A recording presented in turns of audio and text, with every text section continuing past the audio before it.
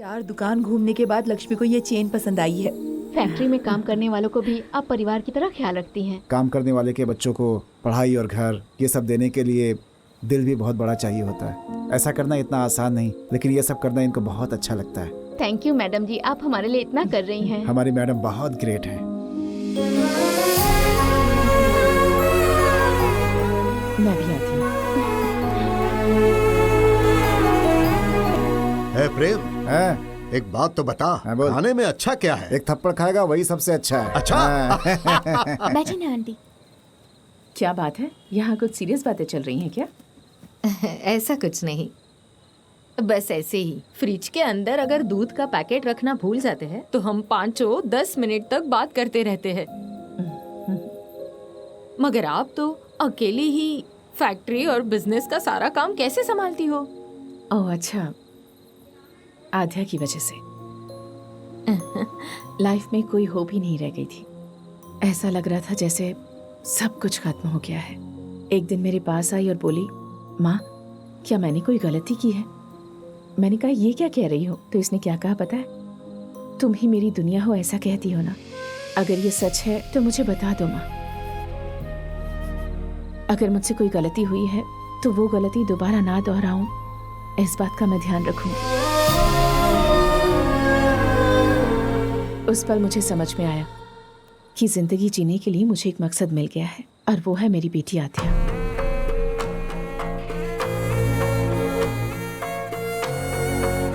मेरे लिए मेरी बेटी ही सबसे बड़ी ताकत है।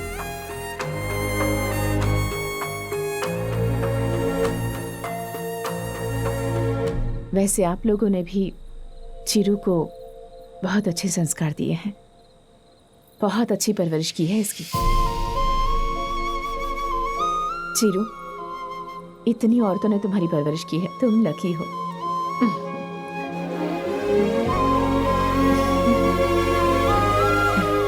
जमीन जायदाद पैसे तो कोई भी कमा सकता है, पर एक औरत के विश्वास को जीतने के लिए कैरेक्टर अच्छा होना चाहिए।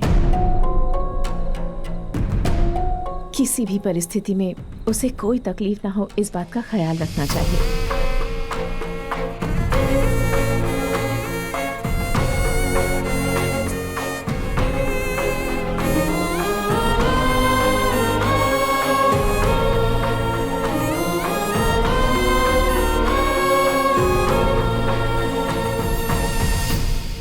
कैसी बात कर रही हैं दीदी आप?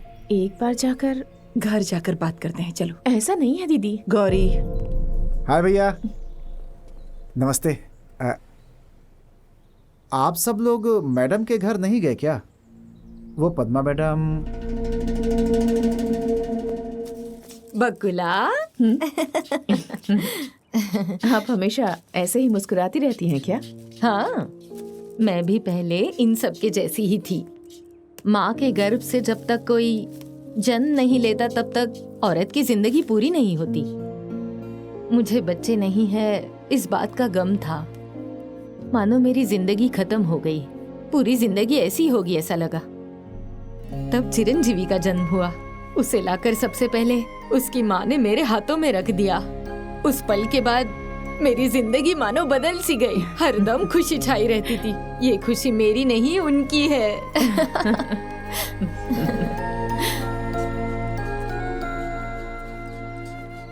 ये पौधे तुम्हें बहुत पसंद है ना बकुला? यही पौधे हैं जो मर्द और औरत में कोई फर्क नहीं समझते हैं। हमारे चीरू को भी पौधे बहुत ज्यादा पसंद है। घर में जहाँ देखोगे नजर आएंगे, सब वही लेकर आया है। इनकी वजह से घर अलग ही दिखता है। चीरू तो दिन भर मस्ती करता है। हंसे बिना हम लोग 1 मिनट भी नहीं रहते। आप एक बार अगर हमारे घर पर आओगे ना तो फैक्ट्री वगैरह कुछ नहीं चाहिए ऐसा बोलकर वही रह जाओगी। वक्त निकाल कर एक बार जरूर आऊंगी। एक ही बार क्यों बकुला? बस तुम्हारे हाँ की जरूरत है। आद्या का घर तुम्हारा घर नहीं होगा क्या? हमारे चीरू की तो आद्या जान है। आद्या को भी हमारा चीरू बहुत पसंद है, लेकिन तुम्हारे बारे में सोचकर आद्या चीरू से मिलती नहीं है। इसीलिए हमने चीरू को आपसे मिलने भेजा।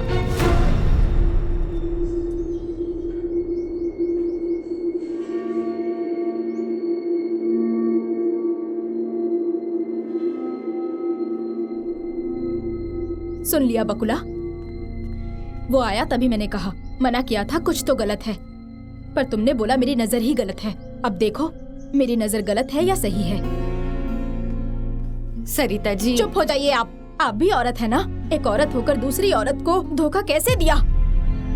असल में गलती तुम्हारी है। मम्मा, तुम चुप रहो।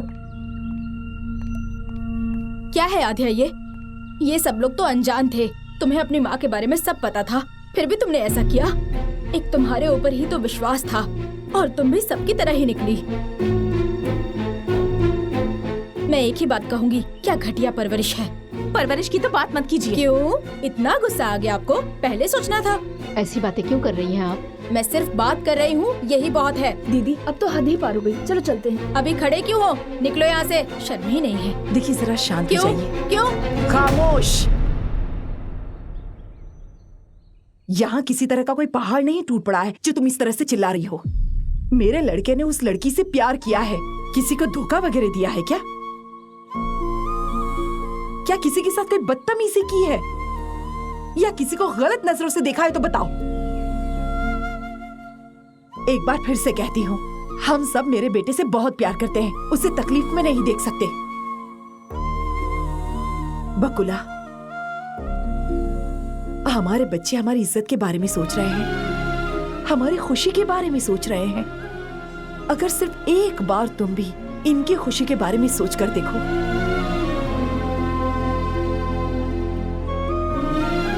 मैं चीरू को कभी तकलीफ में नहीं देख सकती। ऐसे में अगर उसे कोई दर्द हुआ, चाहे वजह कुछ भी हो, मेरी तो जान निकल जाएगी। बकुला, उम्र में तुम छोटी हो, लेकिन मैं तुम्हारे सामने हाथ जोड़ती हूँ।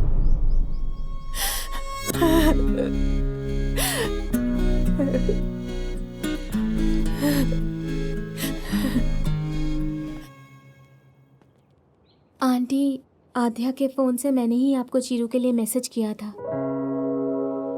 आध्या इस बात से बिल्कुल अनजान थी आंटी।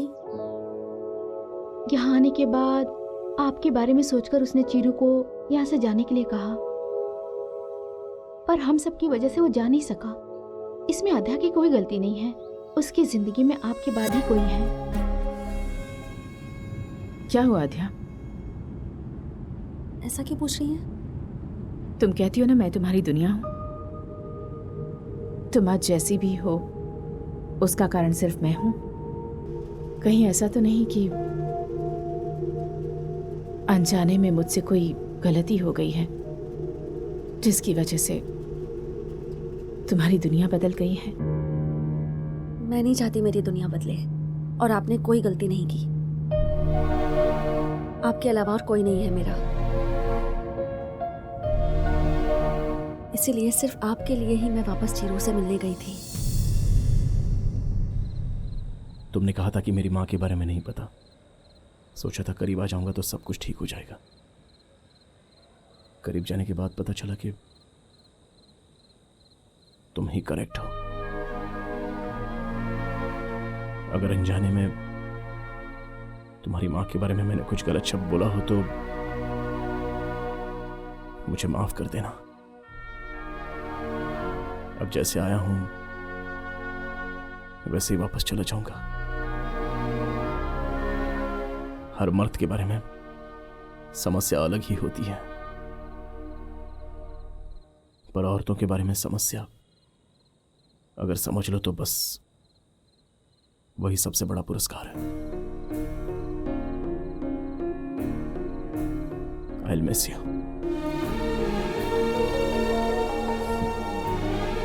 कोई अगर किसी से प्यार करता है तो आई लव यू बोलता है, लेकिन मेरे आई लव यू बोले बिना ही ऐसी स्थिति आ गई तो ऐसा तो मैं दुनिया में अकेला ही हूं।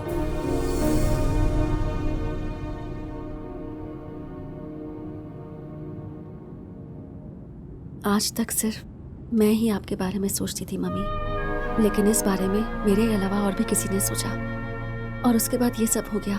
पर अब तो हो चुका है ना, तो अब जाने दीजिए। आंटी ने मुझे चेन दी थी, बस वही लौटानी है। कीर्तना के हाथ भिजवा दूंगी, आप फिक्र मत कीजिए।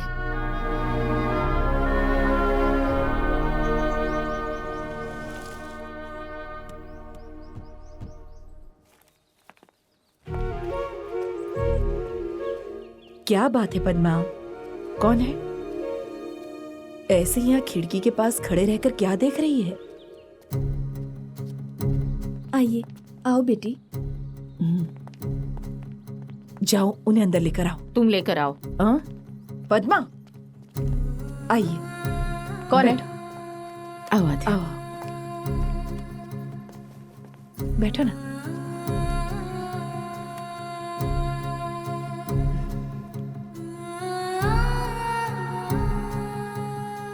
चीरू से नंबर लेकर तुमसे बात करने के बारे में ही सोच रही थी।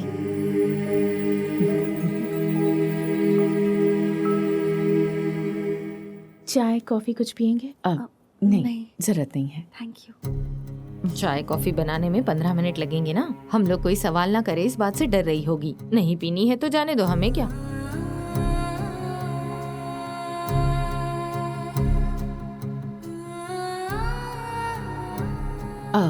जब आप लोग आए थे तब आपकी चेन हमारे यहाँ रह गई थी, तो हमने सोचा कि आपको देते हुए जाए।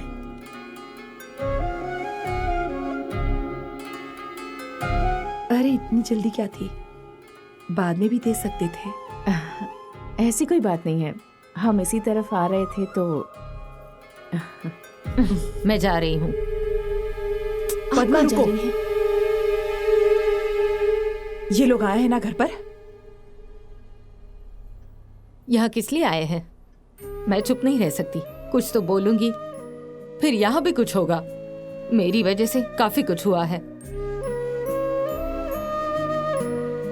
क्या है कि लाडला बेटा है ना, इसीलिए कभी कुछ नहीं बोली। उसने अगर पूछा, पद्मा माँ मैंने तुम्हारे पेट से जन्म नहीं लिया, इसीलिए तुमने ऐसा किया ना, तो मैं क्या जवाब देती? मैं बर्दाश्त ही नहीं कर पाती। जो सबके दिल में था बस वही कहा मैंने। उसके लिए मैंने कितना कुछ सुना। कौन थी वो? छोटे बाल थे जिसके कंधे तक बाल है, कौन थी वो? सरिता को वो नहीं कहना चाहिए था, मैं मानती हूँ।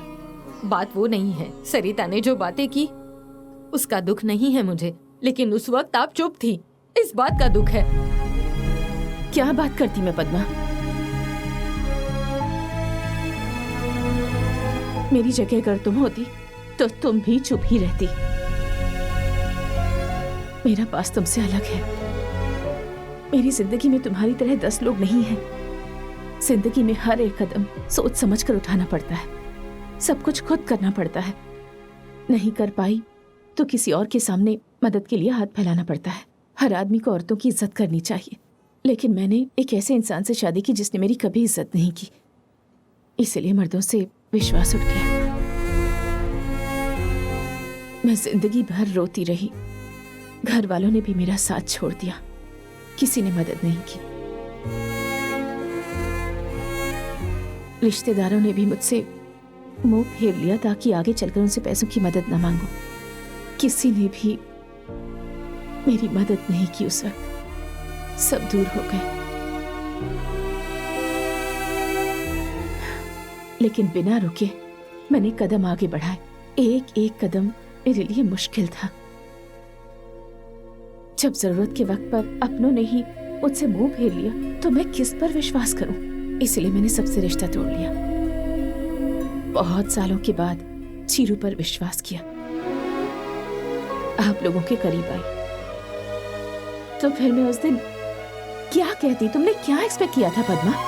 हाँ बकुला, तुम अकेली हो और हम यहाँ 10 हैं और 10 के 10 सब बराबर हैं।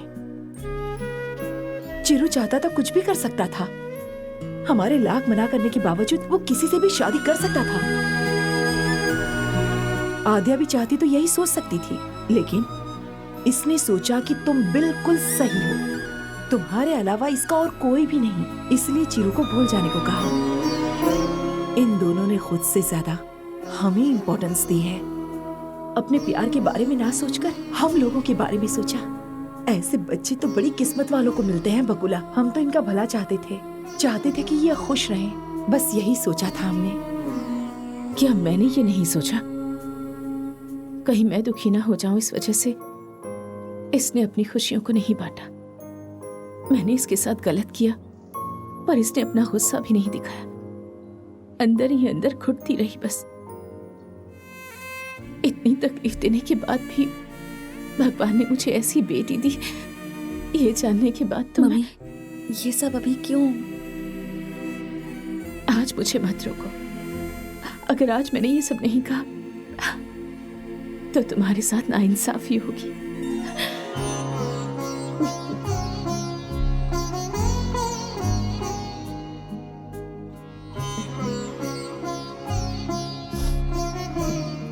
सब लोग एक तरफ रहें और हम लोग एक तरफ रहें तो वो दर्द कैसा होगा मैं समझ सकती हूँ।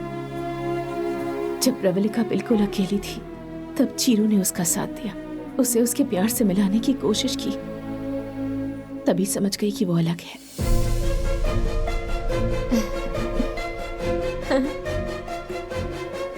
वो औरों जैसा बिल्कुल नहीं, खुद चलकर सामने आया।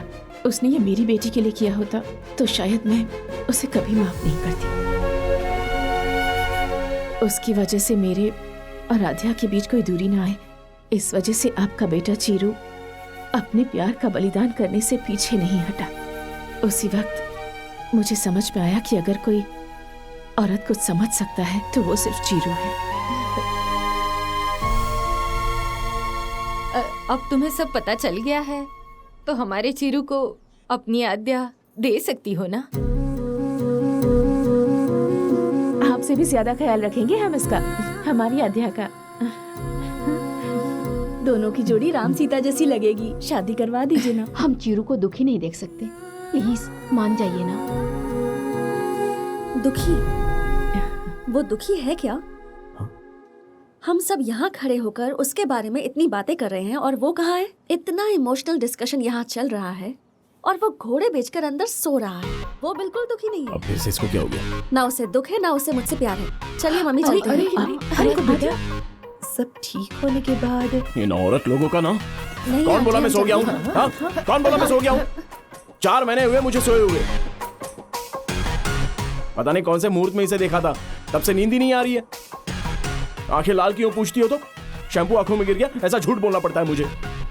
छी, अभी तक मेरी शादी नहीं हुई तो इसकी वजह सिर्फ तुम ग्रेट औरतें हो और उसके अंदर अभी आपका एडिशन हो गया है और ये तो बहुत महान है।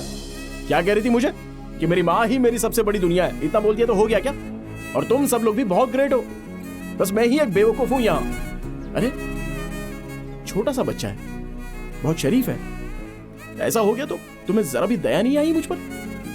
अब औरतों से युद्ध करने की ताकत ना मुझ में तो नहीं है। तुम लोगों को समझने के लिए भगवान ने इतना दिमाग किसी में भी नहीं दिया है। हाँ, लेकिन एक बात मैं जानता हूँ, औरतों आप लोगों को प्रणाम। सासू माँ सॉरी मुझे माफ करना, बस आपकी बेटी मुझे दे दीजिए, मैं उसको बहुत चाहता हूँ, प्लीज इसको भेज दो ना। आओ ना। खुश रहो।